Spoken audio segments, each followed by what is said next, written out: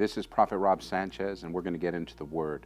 I want to read a thought to you found in the book of Genesis, the 15th chapter, in verse number 5. It says, "Then he brought him outside," speaking of Abraham, "and said, Look now towards the heaven, and count the stars, if you are able to number them. And he said to him, So shall your descendants be.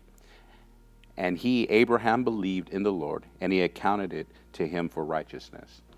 Have you ever been stuck in a place where your perspective has been too small?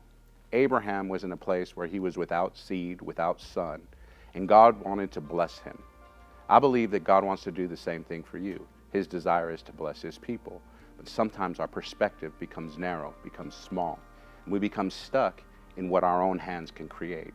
Abraham was inside of his tent, and he was looking at the realities of life, and all he could see was what he had himself accomplished. And so sometimes what God needs to do is get us outside of our box. And so God took Abraham outside of his tent and said, look up.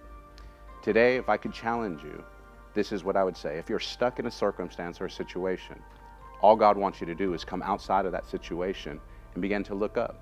When you begin to look towards the heavens, you'll begin to see that God created and God has done so many great things that it will break the limitation. And so this morning, I want you to break all limitations throughout your day. I want you to break all barriers that are in your life, and I want you to stretch towards the heavens. I want you to stretch towards the heavens and grab hold of the vision that God has for you. When your perspective changes, so will your circumstance. This is Prophet Rob Sanchez with In the Word with you this morning, challenging you to change your perspective. And when you see what He's created, you'll see what He has for you. You be blessed and have a great day.